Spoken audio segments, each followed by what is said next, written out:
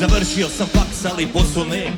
Tu nije kraj, imam i drugih problema. Živim sa starcima i ako me neko pita, nemam ni curu, ni kju, ni kilca, ni da.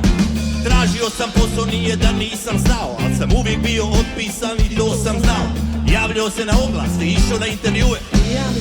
Kaži, u facu ti pljuje. Stari odavno ne radi, stara na minimalcu. Ovo je nadrkani, pokuri oko na plavu. Ne može se pošteno ni na kauču, zvali tada, ne sme tako. Mama kaže, hajde Ljena mrcno digni tu guzicu, samo pođi televizor da se vidiš gubicu.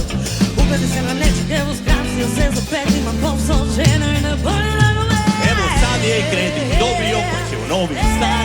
Dijete, auto, udobnost, a ti još sisaš maminu sisu kao krpe. Barabo!